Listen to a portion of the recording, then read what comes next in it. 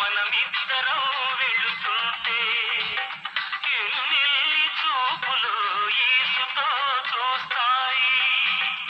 ఈడు తోడుగా మనమిద్దరం వెళుతుంటే ఎన్నెల్లి చూపులు ఈసుతో చూస్తాయి.